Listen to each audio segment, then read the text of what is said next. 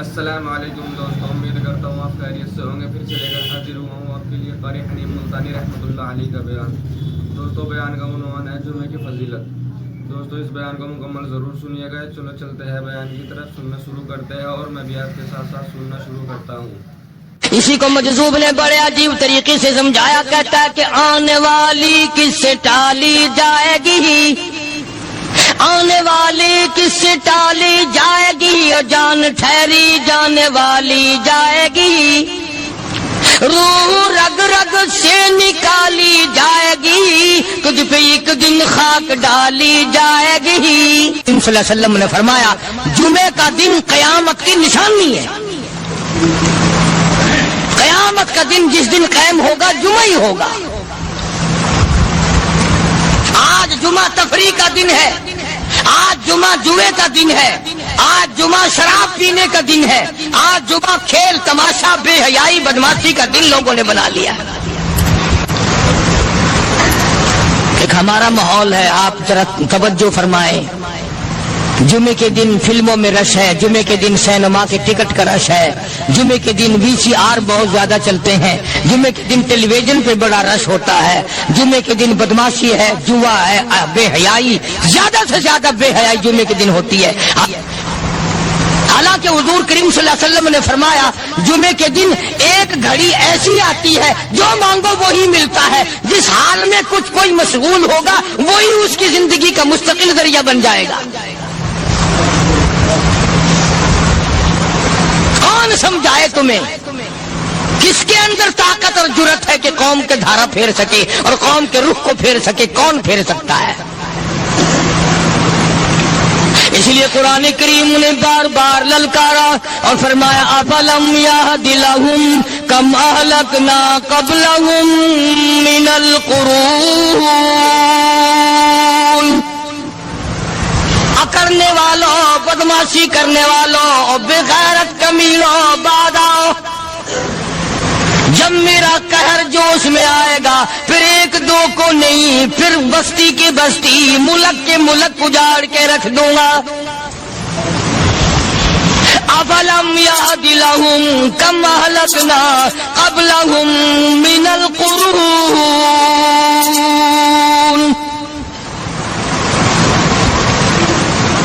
میں نے قرن کے قرن اجاڑ دیے، میں نے روئے زمین کے مالک اجاڑ دیے، میں نے ملکوں کے بادشاہ اجاڑ دیے، میں نے وزیر اعظم اجاڑ دیے، میں نے گورنروں سے بھیک کے ٹکڑے منگوا دیے۔ میں وہ خدا ہوں وَتُعِزُّ مَن تَشَاءُ وَتُذِلُّ مَن تَشَاءُ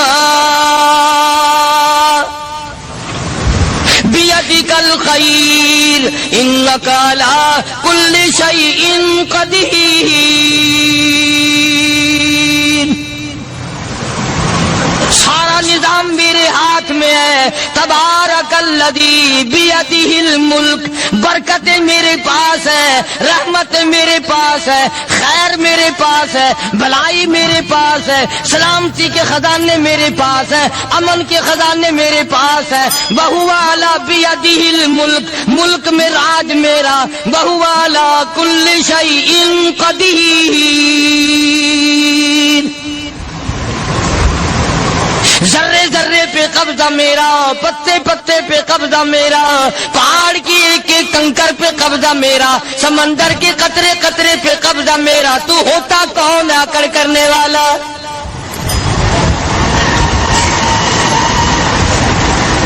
غور نہیں کرتے، سوچتے نہیں ہیں کہ کلام الہی ہمیں کیا بتانا چاہتا ہے۔ جناب عثمان رضی اللہ تعالیٰ عنہ فرماتے ہیں او لوگوں، میں نے ساری زندگی گزار دی، اسلام کے بعد جس دن سے میں نے کلمہ پڑھا آخری دم تک کوئی جمعہ ایسا نہیں، کوئی جمعہ ایسا نہیں گزرا اللہ کے نام پر میں نے ایک غلام خرید کے آزاد نہ کیا ہو۔ پہلے لوگ بھی جمعے کے دن درود پاک کی کثرت کرتے تھے، خیرات کیا کرتے تھے کہ 8 دن کا کفارہ ہو جائے،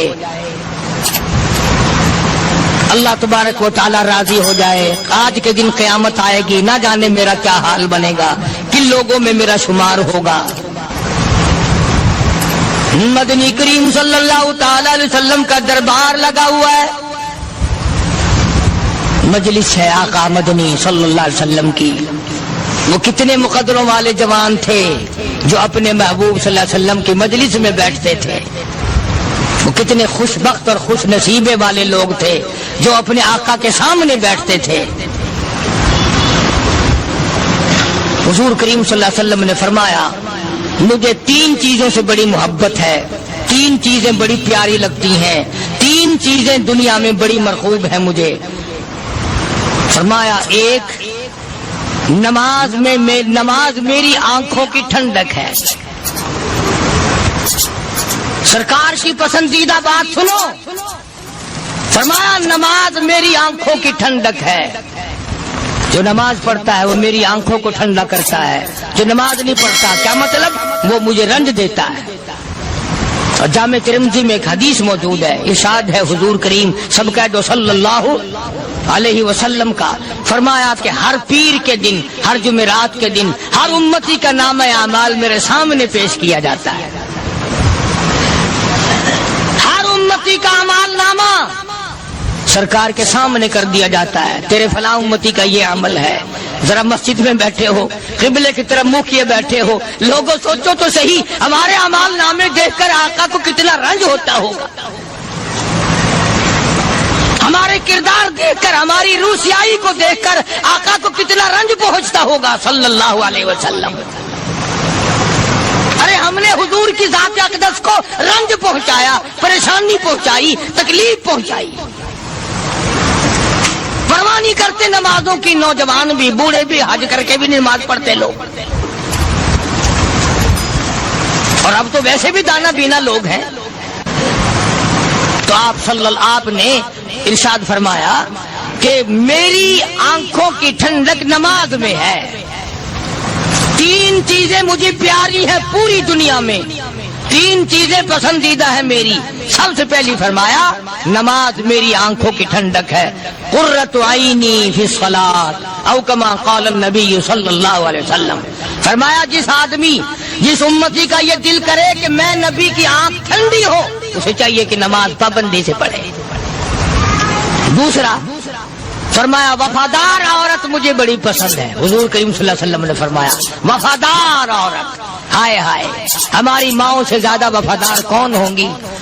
جناب عائشہ صدیقہ رضی اللہ تعالیٰ عنہ فرماتی ہیں کالی کملی والے کے گھر میں 3 مہینے چولہے میں آگ نہیں جلتی تھی.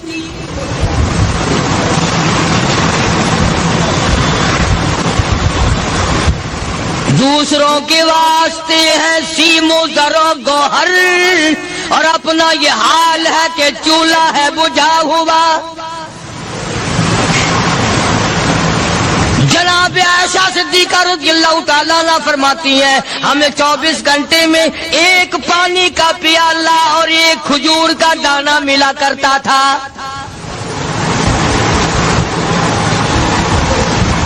کبھی اپنی ماہوں کی خوراک تو دیکھو، خرچہ تو دیکھو. اور اگلی بات سنو تو حیران ہو جاؤ. جناب عائشہ صدیقہ رضی اللہ تعالیٰ عنہ فرماتی ہیں اس پیالے اور کھجور کی قدر بھی تب ہوئی جب وہ بھی نہ ملی. پیسوں کو برباد کرنے والوں، بے قدری کرنے والوں، ذرا سوچو تو صحیح کہ کیا گھر ہے محمد عربی سب کہہ دو صلی اللہ علیہ وسلم کا. اسی گھر سے خیر و برکت ملی صحابہ کرام کو. لیکن دنیا نہ تھی، بلڈنگ نہ تھی، کوٹھی نہ تھی، بنگلہ نہ تھا، چہل پہل نہ تھی. اچھا ایک بات اور آج یاد کر کے لے جاؤ، یہ تو مجبوری ہوئی نا، یہ تو ایک مجبوری ہوئی، پریشانی ہوئی، محتاجی ہوئی کہ پانی کا 1 پیالہ اور 1 کھجور کا دانہ ملتا تھا. اور اگلی بات سنو تو حیران ہو جاؤ. مجبوری اور چیز ہے، اختیار سے کرنا اور چیز ہے. جناب فاروق اعظم رضی اللہ تعالیٰ عنہ کی حکومت ہے. عائشہ صدیقہ رضی اللہ تعالیٰ عنہ سال کا خرچہ 12,000 روپیہ بوری میں بھر کر حضرت عمر نے حضرت عائشہ کے گھر پہنچا دیا. لو تمہارا یہ سال کا خرچہ آ گیا.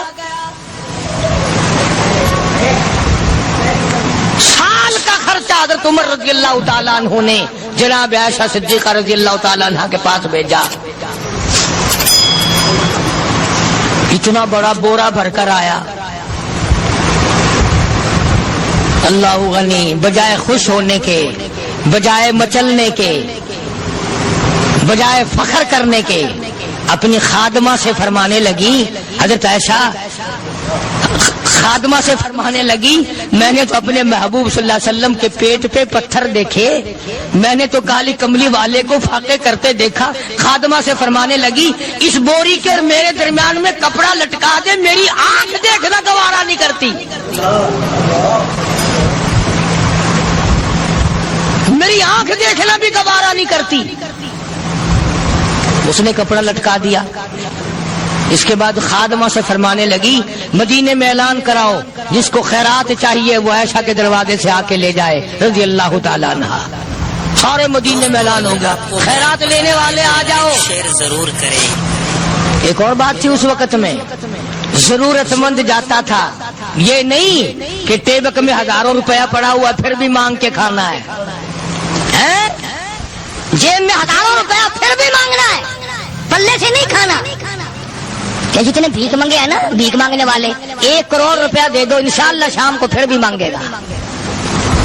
اس کے مقدر میں بھیک مانگنا ہے. فرمانے لگی کچھ نہیں ہے. وہ خادمہ کہنے لگی کچھ نہیں ہے. اب وہ خادمہ کہنے لگی کہ اگر 1 ٹکے کا گوشت منگوا لیتی تو تم بھی اپنا روزہ کھول لیتی، گوشت سے میں بھی کھا لیتی. کیا جواب دیا اما عائشہ صدیقہ رضی اللہ تعالیٰ عنہ نے؟ فرمانے لگی، اب تانا دینے سے کیا فائدہ، تو نے اس وقت یاد کیوں نہیں دلایا؟ اس لیے میں نے یہ واقعہ سنا دیا کہ پہلی بات سن کر کے تو آپ لوگوں کے دل میں بھی یہ بات آئی ہے نا کہ جی مجبوری ہے، چوری تو وہ کرنے سے رہی بیچاری، پریشانی جو ہوئی، غربت جو ہوئی، تنگی جو ہوئی، چلو پانی کا پیالے پہ گزر کیا. اور نہیں، یہ حضرات اختیاری بھی فاقہ کرتے تھے. اب 12,000 آیا اور افطار کرنے کے لیے چھچوا رہے، کھجور بھی نہیں. اور ہم تو خدا جانے کب کب تک کا انتظام سوچتے ہیں، پوتے پوتیوں تک کا انتظام جب تک نہ کر لیں اور اولاد در اولاد تک کا انتظام نہ کر دیں، اس وقت تک ہماری تسلی تو ہوتی نہیں. اسی کو مجذوب نے بڑے عجیب طریقے سے سمجھایا، کہتا ہے کہ آنے والی کس سے ٹالی جائے گی، آنے والی کس سے ٹالی جائے گی، اور جان ٹھہری جانے والی جائے گی، روح رگ رگ سے نکالی جائے گی، تجھ پہ ایک دن خاک ڈالی جائے گی. تیرے رشتہ دار عزیز اقربا دھڑا دھڑ مٹی پھینک کے ایسے آئیں گے گویا تجھے پہچانتے بھی نہیں. بڑی بڑی عجیب باتیں کہی مجذوب علیہ رحمت نے. اللہ کی رحمت نازل ہو اس کی قبر مبارک پہ آمین کرو. کہتا سب کی سب ہیں راہ رہے کوئے فنا، سب چل رہے ہیں فنا کی طرف. اب یہ جو ہم لوگ بیٹھے ہیں نا، خوش ہو رہے ہیں، میری 50 سال عمر ہو گئی، میری 60 سال عمر ہو گئی، میری 40 سال عمر ہو گئی، میری 30 سال کم عمر ہو گئی. اور اصل بات ہمارے اور اپنے آپ کو آخرت کے لیے جس قدر ممکن ہو سکے تیاری کریں. آج کل بڑی رات ہے، سویرے اٹھو، کم سے کم صبح و شام ہر آدمی 1 تسبیح درود شریف کی، 1 تسبیح استغفار کی، اور 1 تسبیح تیسرے کلمے کی. یہ تو کم سے کم ہو ہی جائے. بکواس کرتے سو جاتے ہیں، بکواس کرتے اٹھ جاتے ہیں. بلا ہے کوئی زندگی کا معاملہ؟ اللہ سے معافی مانگتا سو جا اور معافی مانگتا اٹھ جا. خدا کی قسم اللہ کا دریائے کرم جوش میں آئے. تو یہ ساری چیزیں میں نے لیے عرض کی تو وقت پورا کرنے والا حساب نہیں کہ نہ جانے کس کو توبہ کی توفیق ہو جائے. کم سے کم ان 3 تسبیحوں کو ہر مرد عورت لازمی پکڑ لے.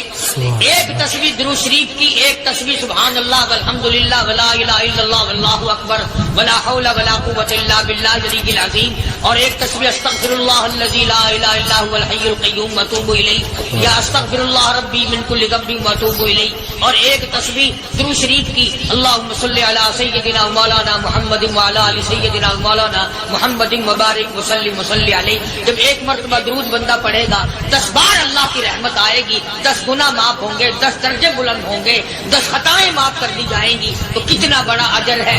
خصوصاً بوڑھوں کو چاہیے کہ وہ گپوں میں اپنا وقت خراب نہ کریں۔ خدا کی قسم قبر میں جانے کے بعد تجھے ایک سانس کی مہلت ملے گی۔ پر مجھے اس بات کا افسوس ہے کہ آپ لوگ پورا مضمون سننے کی کوشش نہیں کرتے، بلکہ بعض لوگ بالکل اخیر میں سر سے، ایک ہے جمعے کی فضیلت حاصل کرنا، ایک ہے جمعہ پڑھنا، ایک ہے سیرو نہاونا، اس میں بڑا فرق ہے۔ ایک ہے سر سے اتارنا اور ایک ہے اس کی فضیلت کا حاصل کرنا۔ حدیث پاک میں آتا ہے کہ جمعے کے دن فرشتے دروازے پہ کھڑے ہو کر کے حاضری لگاتے ہیں۔ ہاں، اللہ سارے مل کی ٹیکسٹائل مل کی حاضری کا تو پتا ہے، مسجد کی حاضری کا کوئی پتا نہیں۔ اگر دیر ہو جائے تو وہ گیٹ کیپر واپسی کر سکتا ہے، اگر دیر میں آیا تو یہ فرشتہ نہیں کہتا، وہ لانتی ہوا پیچھے سے۔ بہت مدت کی بات ہے، علامہ یوسف بن نور رحمۃ اللہ علیہ زندہ تھے، میں کراچی تھا، تو حضرت نے مجھے فرمایا کہ جمعہ ہمارے یہاں پڑھا دو اب کے، میری والی وہ جمعہ پڑھاتا تھا ان دنوں میں۔ تو میں جب گیا تو ہم ایک چھوٹے سے دروازے سے داخل ہونے لگے، ایک پٹھان کہنے لگا پرلے دروازے سے چلو، میں بھی ادھر سے جاتا ہوں۔ میں نے کہا کیوں؟ کہنے لگا فرشتہ ادھر رجسٹر لیے کھڑا ہے، تم ادھر سے گھس جاؤ گے تمہارا حاضری نہیں لگے گا۔ وہ کہنے لگا فرشتہ بڑے گیٹ پہ کھڑا ہے، ادھر چلو۔ تو کم سے کم اس پٹھان کا تو یہ عقیدہ ہے کہ فرشتہ کھڑا ہے، اور تمہارا خیال یہ ہے کہ جمعے کے دن نہ فرشتہ ہے نہ خدا ہے، کوئی بھی نہیں ہے۔ اس لیے سیرت النبی صلی اللہ علیہ وسلم کا عنوان شروع ہوگا، مفتی آؤ پورا مضمون سنو تاکہ لطف آئے، دل و دماغ بنے۔ اور عقیدہ میں نے تمہیں بتا دیا، لا الہ الا اللہ، خدا کے سوا الہ کوئی نہیں، مشکل کشا کوئی نہیں، پیدا کرنے والا کوئی نہیں، فصل میں، دکان میں، کارخانے میں اس کے سوا برکت دینے والا کوئی نہیں۔ اور یہ بات بتائی کس نے؟ محمد الرسول اللہ صلی اللہ علیہ وسلم، ہمارے نبی حضرت محمد الرسول اللہ صلی اللہ علیہ وسلم نے ہمیں یہ بات بتائی، خدا کے بعد خدا کوئی نہیں، مصطفیٰ کے بعد نبی کوئی نہیں، حضور صلی اللہ علیہ وسلم کے بعد کوئی کسی قسم کا جو نبوت کا دعویٰ کرے وہ کافر ہے، دجال ہے، بے ایمان ہے، وہ خنزیر سے بدتر ہے جو میرے آقا کے ختم نبوت کے تاج کو ہاتھ لگائے گا۔ فرمایا لہم قلوب لا یفقہون بہا، اللہ پاک جل شانہ فرماتے ہیں جس کا دل قرآن کریم سمجھنے کا عادی نہیں، لہم قلوب لا یفقہون بہا، جس کا دل قرآن سمجھنے کے لیے تیار نہیں، وَلَهُمْ أَعْيُنٌ لَا يُبْصِرُونَ بِهَا، جس کا کان اللہ کا قرآن سننے کے لیے تیار نہیں، أَمْ لَهُمْ آذَانٌ لَا يَسْمَعُونَ بِهَا، أَمْ لَهُمْ آذَانٌ يَسْمَعُونَ بِهَا، جس کا کان خدا کا قرآن سننے کو تیار نہیں۔ خدائی فیصلہ سنو، اللہ کے قرآن کا فیصلہ سنو، اللہ کے کلام کا فیصلہ سنو، جس کا کان میرا کلام سننے کے لیے تیار نہیں، جس کو میرا قرآن سن کے مزہ نہیں آتا، جس کو میرا کلام سن کے حلاوت نہیں آتی، جس کو میرا کلام سن کے لذت نہیں آتی، جس کی روح تازی نہیں ہوتی، جس کو لطف نہیں آتا، جس کو کیف نہیں آتا، جس کو سرور نہیں آتا، جو میرا قرآن سننے کو تیار نہیں، جو میرا قرآن آنکھوں سے دیکھنے کو تیار نہیں، جو میرا قرآن سننے سمجھنے کے لیے تیار نہیں، آؤ پھر خدائی فیصلہ سنو۔ فرمایا اولئک کالانعام،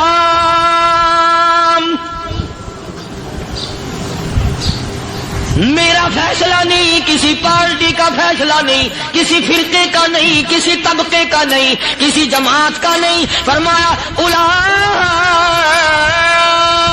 الانعام، پیدا کرنے والا مالک و خالق کہتا ہے مجھے اپنی کبریائی کی قسم یہ سارے جانور ہیں،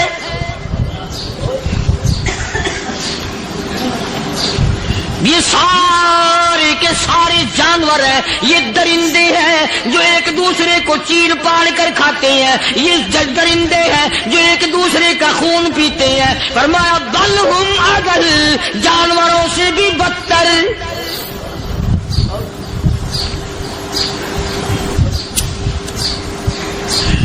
جس کے دل میں قرآن سن کر ترس نہیں، جس دل میں رحم نہیں، اپنے سے کمزور دیکھ کر جس کے دل میں شفقت نہیں، مہربانی کا مادہ نہیں، فرمایا وہ کوئی بندہ ہے، وہ تو جانور ہے۔ اور خدا قسم میں آ گیا، فرمایا بل ہم اضل، اس سے بھی بدتر۔ اللہ والے جو ہیں وہ ان خصلتوں کو دور کراتے ہیں، اور وہ آدمی کے مزاج اور دل میں سے ایسی چیزیں نکالتے ہیں جو اس کی بربادی کا ذریعہ بنتا ہے۔ دل کی بیماریوں کا کسی کو فکر نہیں، بخار ہو جائے آپ چڑھ جائے آپ کو پتہ چل جاتا ہے، نزلہ ہو جائے آپ کو پتہ چل جاتا ہے، کھانسی ہو جائے پتہ چل جاتا ہے، دل کی بیماریوں کا کیا پتہ چلے؟ صحابہ کرام رضوان اللہ تعالی علیہم اجمعین کی جماعت کے اللہ پاک کے محبوب حضرت محمد الرسول اللہ صلی اللہ تعالی علیہ وسلم نے دلوں کی صفائی کی پہلے لوگ جھونپڑیوں میں کچے کوٹھوں میں رہتے تھے، نہ اتنی صفائی تھی نہ اتنی ترقی تھی۔ آج برتنوں کی صفائی دیکھو، کپڑوں کی صفائی دیکھو، مکان کی صفائی دیکھو، رات دن بس اسی دھندے میں لگے ہوئے، سارا دن برتن دھونے سے فرصت نہیں، سارا دن کپڑوں کے بناؤ اور سنوار میں فرصت نہیں۔ تو اللہ والے ایسے موقع پر بڑی عجیب بات کہتے ہیں، وہی مجذوب ہے، مجذوب علی رحمت کہتے ہیں بظاہر تو ہر شے میں بے حد صفائی، بظاہر تو ہر شے میں بے حد صفائی، مگر دل میں ہے گندگی انتہائی۔ بظاہر تو ہر شے میں چہرے کی صفائی، بدن کی صفائی، نہ جانے کتنی قسم کا صابن ہے، نہ جانے کتنی قسم کے پاؤڈر ہے، نہ جانے کتنی قسم کے شیمپو ہے، نہ جانے کتنی قسم کے کپڑے ہیں، کیا چال ڈھال ہے، کیا نئے نئے ڈیزائن ہے۔ مجذوب کہتا سب کچھ دیکھ لیا، بظاہر تو ہر شے میں بے حد صفائی، مگر دل میں ہے گندگی انتہائی۔ جس یار کی بیٹھک میں بیٹھ کے کھانا کھایا، جس رشتہ دار کی بیٹھک میں بیٹھ کے کھانا کھایا، اسی کی بہن کو دیکھ کر آبرو پہ ڈاکہ ڈالنے کا پروگرام ہے۔ جس دوست کے گھر میں بیٹھ کے کھانا کھایا، اسی دوست کی بیوی کی عزت لوٹنے کا پروگرام ہے۔ پرانے زمانے میں اب بھی دلی جیسے شہر میں اگر دعوت کی جاتی ہے تو وہاں ایک تشتری میں نمک آتا ہے سب سے پہلے۔ عام میں بھی دستور تھا پرانے زمانے میں، اگر کوئی دعوت کرتا، کوئی تقریب کرتا، سب سے پہلے نمک آتا تھا۔ ایک ایک انگلی ہر شخص نمک چاٹتا تھا۔ کیا مطلب؟ جس نے نمک چاٹ لیا اب وہ نمک حرامی نہیں بنے گا۔ اس گھر میں چوری کرنا، اس گھر کی آبرو کا غلط تصور لانا، اس گھر کے مال میں خیانت کرنا وہ حرام سمجھتا تھا جس گھر کا میں نے نمک چکھ لیا۔ اور مسلمانوں کی بات نہیں، ہندوؤں کی بھی یہ باتیں تھی۔ مولانا محمد علی صاحب جلندری سب قید رحمت اللہ علیہ فرمایا کرتے تھے کہ ایک سکھ تھا بہت بڑا ڈاکو، مسلمان اور ہندو مل کر اس کو ساتھ ملا کر کے لے گئے کہ یہاں اس گاؤں میں اس پنڈ میں ڈاکہ ڈالے۔ سفر کر کے گئے، تکلیف اٹھا کے گئے۔ اس سکھ ڈاکو نے پوچھ لیا کہ یہ کون سا گاؤں ہے کہ یہ فلانا ہے۔ اچھا سارے کے سارے یہ تلاش کرو، یہ سوچ بچار کرو، اپنے پنڈ کی، اپنے علاقے کی، کسی مسلمان کی، کسی ہندو کی، کسی سکھ کی، کسی چوڑے چمار کی اس گاؤں میں لڑکی تو نہیں؟ ہمارے یہاں سے کوئی لڑکی تو شادی ہو کے یہاں نہیں آئی ہوئی۔ ان ساروں میں سے کہنے لگا کہ ہمارے بھنگی کی لڑکی جمادار کی یہاں آئی ہوئی ہے۔ کہنے لگا واپس چلو، بیٹی بیٹی ہے، چاہے بھنگی کی ہو یا نواب کی ہو۔ ارے کل بیٹی کا ڈولا دیا تھا، آج ڈھاکہ ڈالیں گے، شرم نہیں آئے گی؟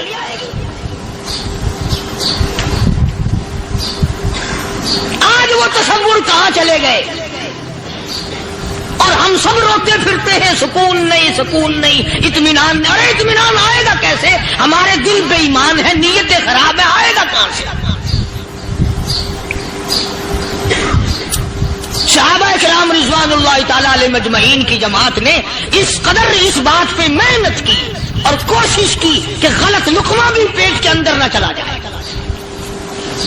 چنانچہ میں علی اعلان کہتا ہوں 1,29,000 صحابہ کرام کالی کملی والے کے دیوانے اور پروانے، حضور کے یار جانثار، حضور کے ساتھ فاقہ کھانے والے، فاقوں مرنے والے، پتھر کھانے والے، اپنے بچوں کے ٹکڑے ہوتے ہوئے دیکھ کر لا الہ الا اللہ محمد الرسول اللہ کی صدا بلند کرنے والے صحابہ کرام کا یہ حال تھا.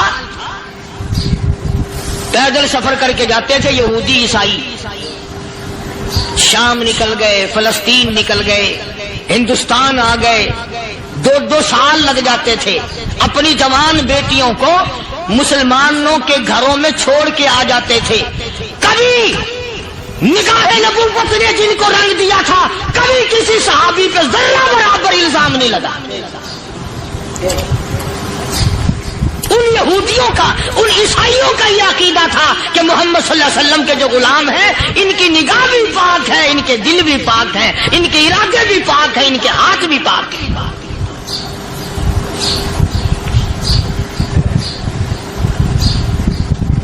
مصر کے گورنر نے، مصر کے جنرل کرنل نے خط لکھا سیدنا فاروق اعظم رضی اللہ تعالی عنہ کی خدمت میں.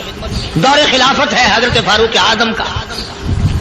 کیا خط لکھا کہ حضور مجھے کافی وقت گزر گیا ہے اور فلاں علاقے میں آپ کے حکم سے ہم نے جانا ہے اور راستہ صرف ایک ہے اور اس راستے میں جال بچھا دیا گیا.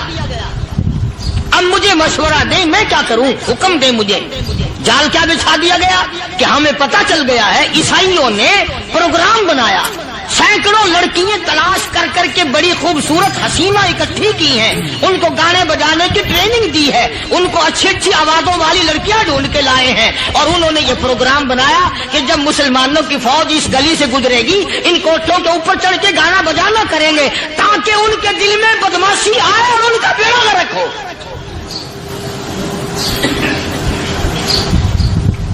کبھی کافر کا یہ عقیدہ تھا کہ مسلمان کا دل بگڑا تو یہ گیا، اس کی نیت میں خرابی آئی اور یہ تباہ ہوا. جناب فاروق اعظم رضی اللہ تعالیٰ عنہ نے اسے یہ خط نہیں لکھا کہ تو قرآن پڑھا کر، تو نفل پڑھا کر. امیر المومنین خلیفۃ المسلمین سیدنا فاروق اعظم رضی اللہ تعالیٰ عنہ نے اپنے جنرل کرنل کو خط لکھا کہ اس میں لمبی چوڑی فکر کی کوئی بات نہیں، اس میں کوئی پریشانی والی بات نہیں، کوئی سوچ و بچار والی بات نہیں. سارے تیری فوج میں، تیری کمان میں مسلمان ہیں، سب کو اکٹھا کر لے، ساروں کو اکٹھا کر کے قرآن کریم کے سورت نور کی 2 آیتیں سنا دے.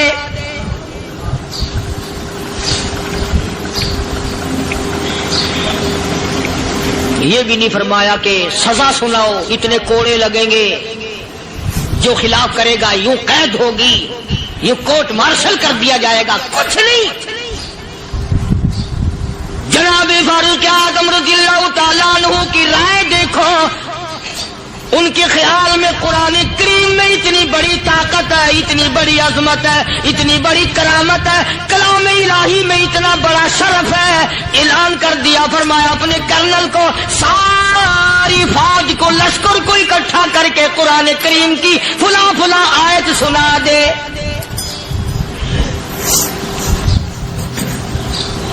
اور اس کے بعد بے دھڑک فوج کو، لشکر کو اسی راستے سے گزار کے لے جا، بے دھڑک لے جا. ہائے کبھی قرآن کی 2 آیتوں سے کام بن جاتا تھا، اب سارے قرآن سے میرا تیرا کام نہیں بنتا. قصور قرآن کا نہیں ہے، یہ میرا تیرا ہے.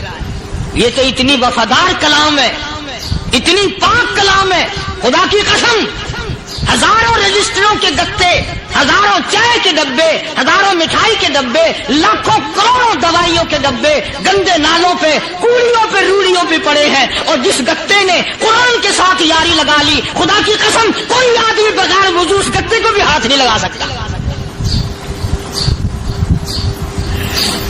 हजारों नहीं लाखों कपड़े मार्केट में पड़े, पर जिस कपड़े ने कुरान से यारी लगा ली, जो कपड़ा जुज़दान बनकर कुरान पे चढ़ गया, लोग उसको भी चूमते हैं और चूमना चाहिए।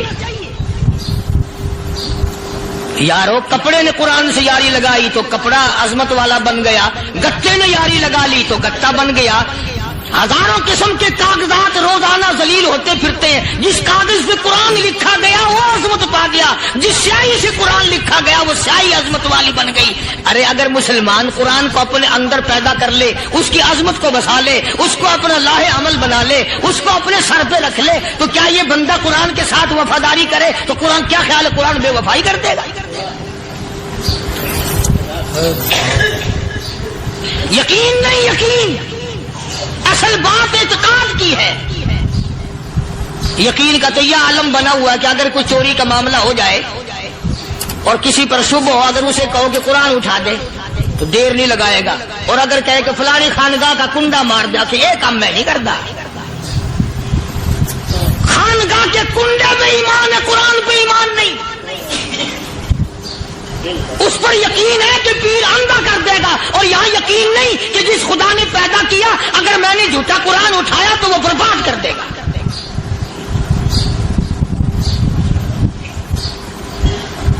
अजीब अजीब लोग। चुनाचे मिस्र के कर्नल ने, मिस्र के जर्नल ने सारी फौज को इकट्ठा कर लिया। उसने भी ये बात तो नहीं कही कि फारूक आजम को दोबारा खत लिखता कि हजरत ये तो 2 आयतें आपने लिखी, ये तो सारा कुरान रोज पढ़ते हैं, पर बनेगा क्या? जैसे फारूक आजम का यकीन था, फारूक आजम की फौज के कर्नल का भी यकीन है, फारूक आजम के फौज के जनरल का भी यकीन है। उसने सारी फौज को इकट्ठा किया, लश्कर को जमा किया, और उसके बाद कहने लगा कुल लिल मुमिनीन यगुद्दू मिन अबसारिकुम वयहफज़ू फुरूजहुम ज़ालिका अज़का लहुम इन्नल्लाह खबीरुम बिमा यस्नऊन। ओ लोगों, खुदा तुम्हें कहता है अपनी आंखों की हिफाजत करो। अगर तुम्हारी नजरें गलत जगह पड़ी, अपनी इज्जत की हिफाजत करो, अपनी आबरू की हिफाजत करो। अगर गलत नजरें पड़ी, गलत इस्तेमाल हुई, इन्नल्लाह खबीरुम बिमा यस्नऊन।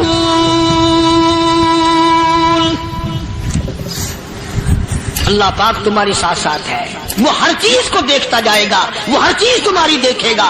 चुनाचे तारीख शाहिद है, इब्ने हशाम ने लिखा है, इब्ने खुल्दून ने लिखा है, और कई मुअर्रिखीन ने लिखा है कि जब मुसलमान जर्नल ने, मुसलमान कर्नल ने अपनी फौज को कुरान की 2 आयतें सुनाई और इसके बाद हुक्म दिया चलो, तमाम का तमाम लश्कर चल रहा है। उधर ढोल बजा, धमाके बजे, गाना शुरू हुआ, गाना बजाना शुरू हुआ, सारी फौज निकल गई, सारा लश्कर चला गया। लड़कियों ने देखा कि ये तो खत्म हो गए, नीचे आवाज दे के कहने लगी, और जाने वालों ये सारी फौज कई अंधों की फौज तो नहीं।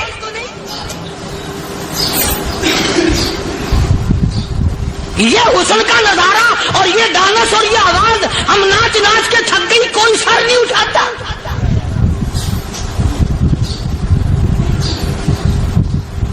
और आज देख लें आप, हर घर के ऊपर वो लगा हुआ है एरियल, लानत का एरियल लगा हुआ है, लानत का एरियल।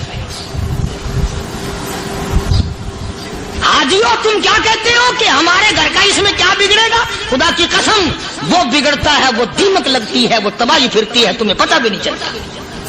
तुमने क्या सोच रखा है? मुसलमान कर्नल के हुक्म पे सारी फौज निकल गई। नाचने वाली गाने वाली लड़कियां ईसाइयों की हैरान है, क्या हुआ? लाखों की तादाद में फौज गुजर गई, कोई निगाह उठा के नहीं نہیں دیکھتا.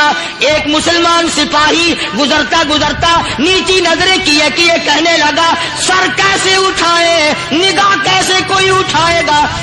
یہ سارے کے سارے اللہ کا قرآن سن کر آئے ہیں.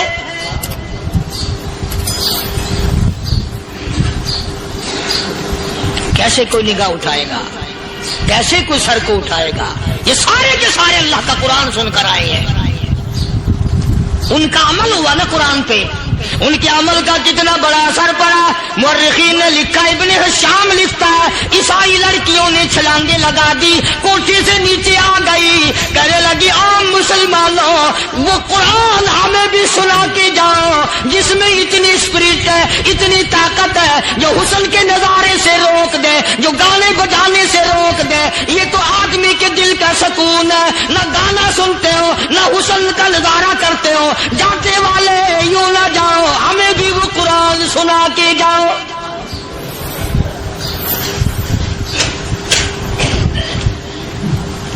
اس قرآن میں کتنی بڑی طاقت ہے, وہ کتنی عظمت ہوگی اس میں, اس کلام میں کتنی برکت ہوگی, جس کلام میں یہ تاثیر ہے کہ وہ ایسی ایسی چیزوں سے روک دیتا ہے. چنانچہ ایک مسلمان سپاہی چلتا بھی جاتا ہے اور کہنے لگا وَقُلْ لِلْمُؤْمِنِينَ وَقُلْ لِلْمُؤْمِنِينَ. قرآن کی آیت پڑھ کے سنائی. سینکڑوں نہیں بے شمار لڑکیاں ایک مسلمان کی زبان سے اللہ کا قرآن سن کے کہنے لگی اور جانے والوں چھوڑ کے نہ جاؤ, ہمیں بھی کلمہ پڑھاؤ.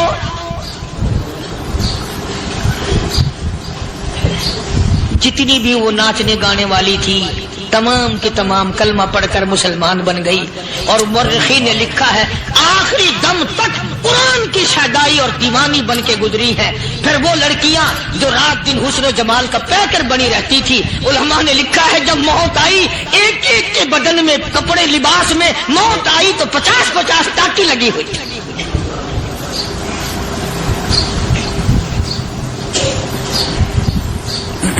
بظاہر تو آج بھی بڑی جھاڑا پنجی ہے, بڑی صفائی ہے, بڑی دوڑ دھوپ ہے. اسی کو مجذوب الالان کہتا بظاہر تو ہر شے میں بے حد صفائی, مگر دل میں ہے گندگی انتہائی. کبھی اس کے دھوکے میں آنا نہ بھائی, یہ سب ہے رعائی, یہ بس ہے رعائی. یہ تو چیز ہی کچھ نہیں. بڑے بڑے دھندے ہمیں پلٹتے دیکھے, بڑے بڑے نظام بگڑتے دیکھے. محمد عربی صلی اللہ تعالی علیہ وسلم کے دربار میں بڑے بڑے لوگ آتے تھے. اللہ غنی, نگاہ نبوت نے جس کو رنگ دیا سبحان اللہ, پھر قیمت جو بن گیا وہ اسلام کی دولت سے پیچھے نہ ہٹا. کوئی پیچھا پھر کے دیکھا ہی نہیں کہ ہم کیا کر رہے ہیں.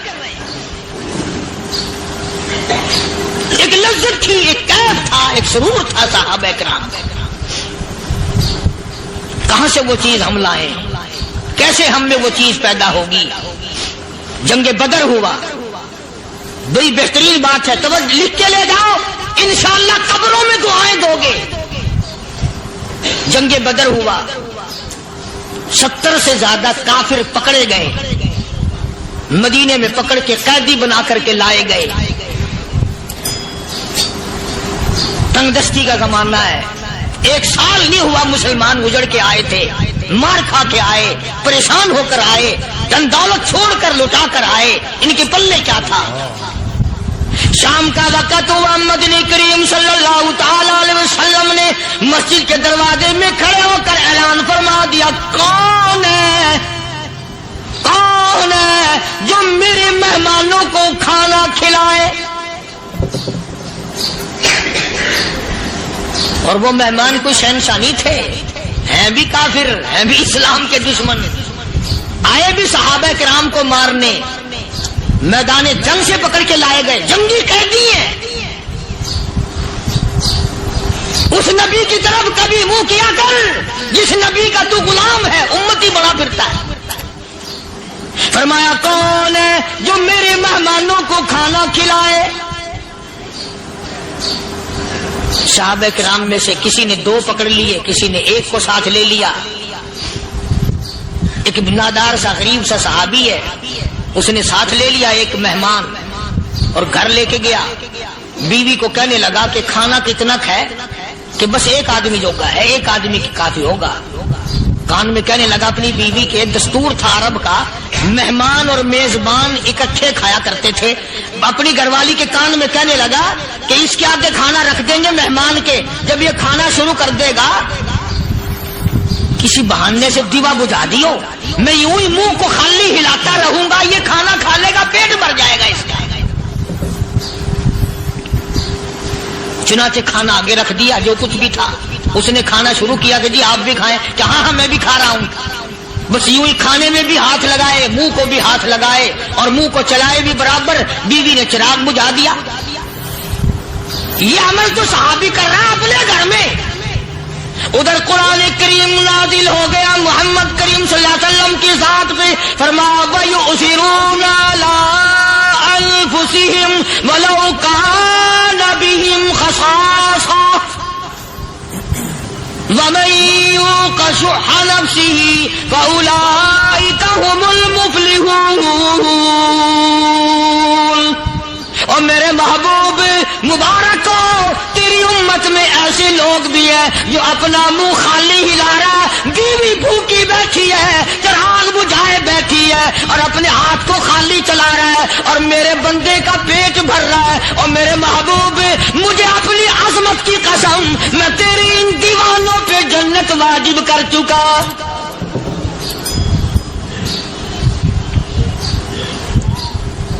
اب حضور صلی اللہ علیہ وسلم نے تو ان کو نہیں سکھایا تھا کہ تو جا کے ایسا کرنا, قدرتی مزاج ایسا بنا دیا تھا. ایک اور موقع ہے مدینے پاک میں, جنگی قیدی اور جگہ سے اسی طرح سے آئے. ایک صحابی ایک اور آدمی کو, جنگی قیدی کو کافر میں گھر لے گیا. بیوی کہنے لگی کہ 1 ہی آدمی کا کھانا ہے بس. انہوں نے کہا اس کو دے دو.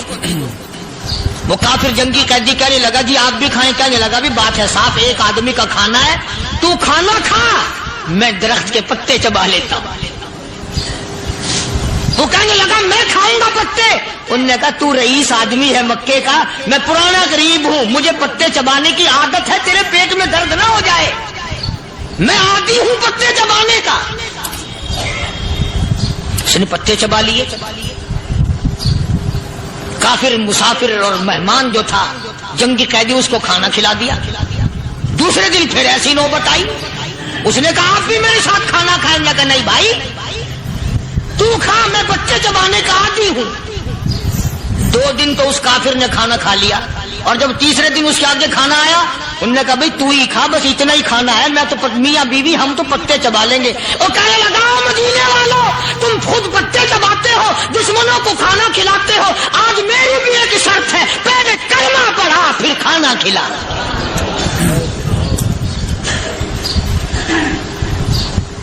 آج میری بھی ایک شرط ہے. 2 دن کے عمل نے کفر کو مٹا دیا, اسلام چمک گیا. 2 دن کے عمل نے, میرا تیرا 60 سال کا عمل ہے, کبھی کسی کافر کو مسلمان بنایا؟ الٹے ہی کام, ہر غلط, ہر معاملہ الٹا ہی ہے. ہر آدمی بیزار ہوتا ہے, یار دین تو کچھ نہیں, یار اسلام کچھ نہیں, یارو ایمان کچھ نہیں. اسی کو قرآن کریم نے للکار کے آواز دے کے فرما دیا لوگوں ایسی گڑبڑ نہ کرو ورنہ میں وہ خدا ہوں. فَأَخَذَتْكُمُ الصَّاعِقَةُ وَأَنْتُمْ تَنْظُرُونَ. جبریل امین نے ایک چیخ ماری, ساری قوم کے جگر پھٹ گئے. میں وہ خدا ہوں, لا تركضوا وارجعوا إلى ما أترفتم فيه ومساكنكم لعلكم تسألون. لوگ مکان چھوڑ کے بھاگتے ہیں, ماحول چھوڑ کر بھاگتے ہیں, معاشرہ چھوڑ کر کے بھاگتے ہیں. خدا کہتا آؤ, جن مکانوں پہ تمہیں ناز تھا وہ یہ کھڑے بھاگ آ رہے. اسی کو قرآن کریم کہتا ہے ان الذین قالوا ربنا اللہ ثم استقاموا، وہ آدمی جس نے لا الہ الا اللہ محمد الرسول اللہ صلی اللہ علیہ وسلم پڑھا، اللہ کی توحید کا اقرار کر لیا، او میرے مالک تیرے سوا میرا کوئی مشکل کشا نہیں، حاجت روا نہیں، میرے دل کے بھید کو جاننے والا نہیں، میری بگڑی بنانے والا کوئی نہیں، اجڑوں کو بسانے والا کوئی نہیں، کھیتی کو آباد کرنے والا کوئی نہیں، ایک دانے سے سینکڑوں دانے بنانے والا تیرے سوا کوئی نہیں۔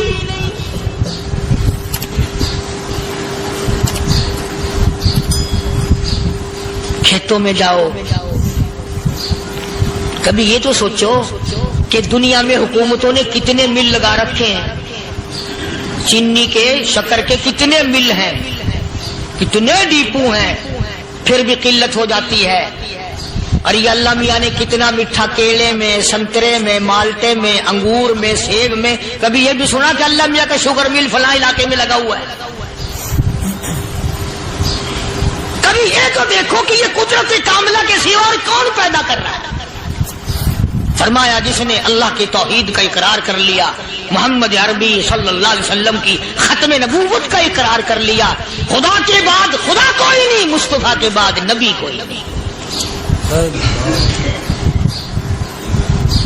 پھر قرآن نے شرط لگائی ثم استقاموا، پھر اس پر جمع رہے، ڈٹا رہے، یوں نہیں کہ کبھی ادھر لڑک گیا کبھی ادھر لڑک گیا۔ لوگ تو بدل جاتے ہیں، لوگوں کا کیا ہے؟ پچھلے سال کی بات ہے، یہی مغرب کی نماز کے بعد گرمی کے موسم میں میں یہاں بیٹھا ہوا تھا باہر، آگے شہر کے وہ آدمی وہ کہنے لگے جی ایک کام آئے ہیں۔ میں نے کہا کیا؟ کہ 25,000 روپے چوری ہو گیا ہمارا، بتاؤ ہمیں۔ میں نے کہا مجھے کیا پتا؟ انہوں نے کہا نہیں سارا شہر کہتا ہے کہ کاریا نہیں بتا دیتا ہے۔ میں نے کہا اچھا یہ یوں نہیں جانے کا؟ میں نے کہا پھر آدھے لوں گا۔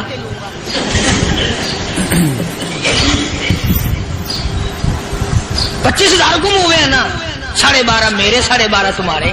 کہنے دیکھو نا جی بال بچے چھوٹے چھوٹے غریب بچے ہیں جن کے وہ پیسے ہیں۔ میں نے کہا اچھا میں بادشاہ لگا ہوا ہوں؟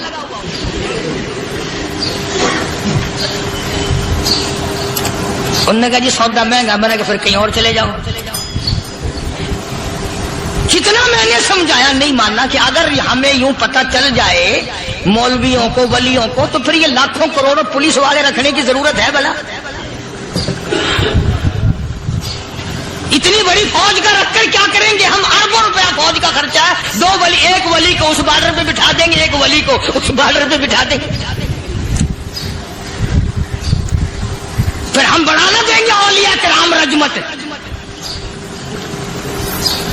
ذہنیت ماری گئی، سمجھ نہیں پاتے، دین کے قریب نہیں آتے لوگ، سمجھتے نہیں۔ فرمایا ثم استقاموا تتنزل علیہم الملائکۃ الا تخافوا ولا تحزنوا وابشروا بالجنہ التی کنتم توعدون۔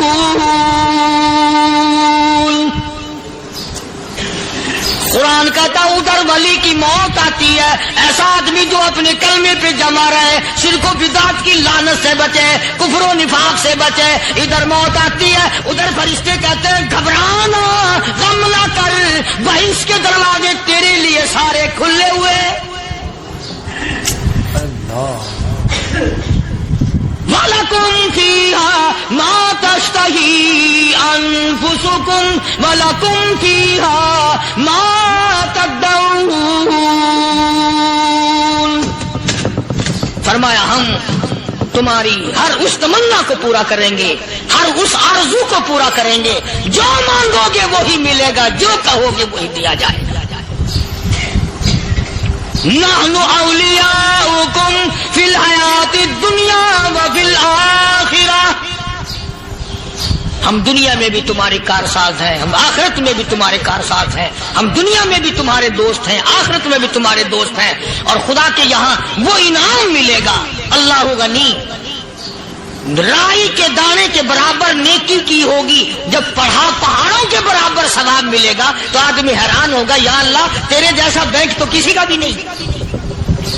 رائی کا دانہ لے کر پہاڑ واپس کر دیا، مالک نے نجات کا ذریعہ بنا دیا۔ فرمایا نزلا من غفور رحیم،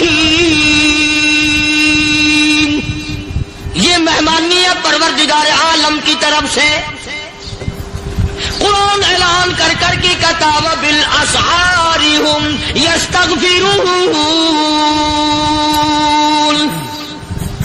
اللہ پاک فرماتے ہیں میرے بندوں کی نشانی یہ ہے کہ وہ آخری رات میں بڑے ویلے سحری کے وقت اٹھ کر استغفار کرتے ہیں، اللہ کے حضور میں معافی مانگتے ہیں، روتے ہیں، عاجزی کرتے ہیں۔ کہتا کہ ایک تڑپ سی دل میں امنگتی ہے، ایک درد جگر میں ہوتا ہے، ایک تڑپ سی دل میں امنگتی ہے، ایک درد جگر میں ہوتا ہے، ہم رات کو رویا کرتے ہیں جب سارا عالم سوتا ہے۔ سب لوگ سوئے ہوئے ہوں اور اللہ کا دروازہ کھٹکھٹا، اندھیرے میں مالک کائنات کے سامنے جھولی پھیلا، اپنی بگڑی کا سوال کر، اپنی مشکلات اس مالک کے سامنے پیش کر جو سارے جہان کا خالق و مالک ہے۔ عقیدہ بھی بناؤ، اعمال بھی بدلو، مزاج بدلو، طبیعتوں میں انقلاب لاؤ، اور لوگوں ان گھروں کو مسلمانوں والے گھر بناؤ۔ تم برا مان کے جاؤ یا بھلا مان کے جاؤ، میں اپنے عقیدے کی بات کو چھپاتا نہیں۔ جس گھر میں کوئی مرد عورت قرآن کے کھولنے والا نہیں، میں اس گھر کو مسلمان کا گھر نہیں کہتا، وہ چوڑے اور کرار اور سکھ کا گھر ہے۔ تمہیں یہ سکھایا کس نے ہے کہ مرنے کے بعد قرآن پڑھا جاتا ہے اور ساری زندگی میں نہیں پڑھا جاتا؟ یہ قرآن مردوں کے لیے تھوڑی آیا، یہ زندوں کے لیے آیا۔ حدیث پاک میں آتا ہے حضور کریم سب کہہ دو صلی اللہ علیہ وسلم نے فرمایا عیسیٰ علیہ الصلوۃ والسلام ایک قبرستان سے گزرے، گورستان سے گزرے تو ایک قبر کو دیکھا، وہ نبی ایسا تھا، اس کے معجزات ایسے تھے۔ قبر میں دیکھا تو ایک بڑھیا جل رہی ہے، سڑ رہی ہے، تباہ ہو رہی ہے، رو رہی ہے۔ تو عیسیٰ علیہ الصلوۃ والسلام پناہ پناہ کر کے وہاں سے گزر گئے۔ چند دنوں کے بعد جو اسی قبر کے پاس سے گزرے تو عیسیٰ علیہ السلام کو دھیان آیا کہ اس قبر میں ایک بڑھیا بڑی عذاب بھگت رہی تھی، مگر اس دن جو دیکھا وہ تو عیش میں بیٹھی ہے، تخت میں بیٹھی آرام کر رہی ہے۔ سیدنا عیسیٰ علیہ الصلوۃ والسلام نے اللہ پاک سے سوال کر دیا، الہی مرنے کے بعد تو آدمی کوئی نیکی بھی نہیں کر سکتا، اس نے کیا کر لیا کہ اس کا سارا نظام بدل گیا؟ آواز آئی اے عیسیٰ لکھ کے لے جاؤ یہ بات، حضور کا فرمان ہے۔ فرمایا اے عیسیٰ، اس مائی کے چھوٹے سے پوتے نے استاد کے پاس جا کر کے پڑھا بسم اللہ الرحمن الرحیم، اس ننھے سے منہ سے، چھوٹے سے منہ سے جب یہ لفظ نکلا اے اللہ تو بڑا مہربان ہے، تو بڑا کریم ہے۔ عیسیٰ چھوٹے سے منہ سے جب نکلا، وہ تو معصوم تھا، اس کے منہ سے جب نکلا نا کہ میں بڑا مہربان ہوں، میں نے اس معصوم بچے کے صدقے میں اس کی دادی پہ کرم کر دیا۔ اس کے نام میں بڑی برکتیں ہیں، اس اللہ کا نام لینے میں بڑی برکت ہے۔ گڑ میں مٹھاس ہے، اللہ کے نام میں مٹھاس نہیں۔ ٹافیوں میں مٹھاس ہے، اللہ کے نام میں مٹھاس نہیں۔ تم نے چکے نہیں دیکھا، اگر تم چکھ لو خدا کی قسم دنیا کی کوئی چیز اچھی نہ لگے اللہ کے نام کے مقابلے میں۔ اللہ پاک مجھے اور آپ سب کو اپنا نام لینے کی توفیق عطا فرمائے، اپنے قرآن کی تلاوت کرنے کی توفیق عطا فرمائے، اور اپنا ذکر اور اپنا فکر اور اپنے شکر کی توفیق عطا فرمائے، اور اللہ پاک ہم سب کو یہ ہمت دے کہ مرتے دم تک ہم قرآن سے یاری کریں، قرآن سے وفاداری کریں۔ پروردگار عالم نے مسلمانوں کے لیے ہر آیت میں ہدایت رکھی ہے، فلاح و بہبود کی منزلیں یہ ہر آیت کے اندر اللہ پاک نے رکھ دی۔ کیا بتاؤں، آج تک میرے تیرے دل میں اس بات نے یقین نہیں پکڑا کہ یہ قرآن کریم اللہ کا کلام ہے یا کسی بندے کا کلام ہے۔ خود اللہ کی عظمت ہمارے دلوں میں کہاں ہے؟ یہ تو اللہ پاک نے سوٹا لے کر اپنی خدائی ہم سے منوا رکھی ہے کہ کسی کی موت بھیج رہا ہے، کسی کو پیدا کر رہا ہے، کسی کو ہسپتال میں پھینک دیتا ہے، کسی کو تڑپتے ہوئے بازار میں لٹا دیتا ہے، کسی کو بھیک مانگتے ہوئے کو تخت شہنشاہی پہ بٹھا دیتا ہے، بادشاہ کا کان پکڑ کر گلیوں میں بھیک کے ٹکڑے منگوا دیتا ہے۔ خدا نے اپنی خدائی یوں منوا رکھی ہے۔ جہاں تک عظمتوں کا سوال ہے وہ ہمارے یہاں کہاں ہے؟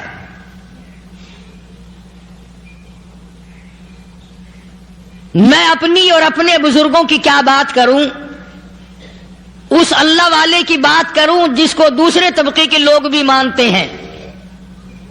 پیر مہر علی شاہ صاحب رحمت اللہ علیہ گولڈا شریف والے اپنی ایک کتاب میں لکھتے ہیں کہ ہر وہ سانس جس میں اللہ کا نام نہ لیا گیا ہو وہ سانس حرام گیا۔ جس سانس میں پروردگار عالم کا نام نہ آیا ہو، مالک کائنات کا نام نہ آیا ہو، فرماتے ہیں سانس بھی تو ایک نعمت ہے، جب رکتا ہے تب پتہ چلتا ہے کہ یہ کتنی بڑی نعمت تھی۔ تو ہر سانس کے آنے کا شکریہ کا طریقہ یہ ہے کہ ایک مرتبہ اللہ آدمی کی زبان سے نکل جائے۔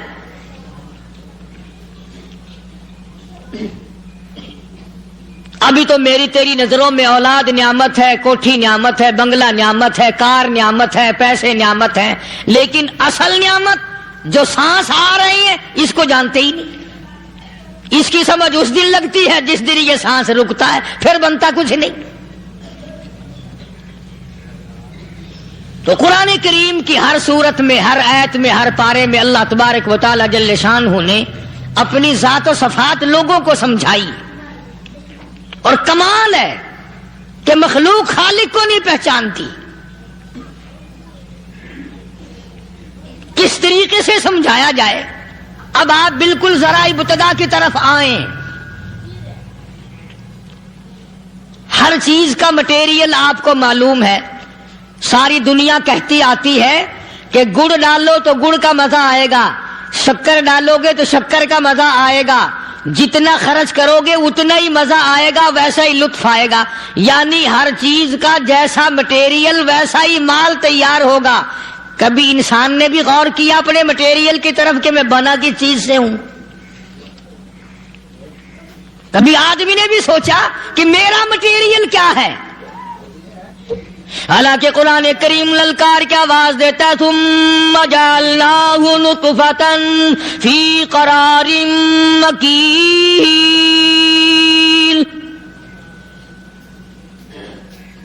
ثم جعلناہ نطفۃ من ماء مہین، میں نے تجھے ذلیل پانی سے بنایا، گندے پانی سے بنایا۔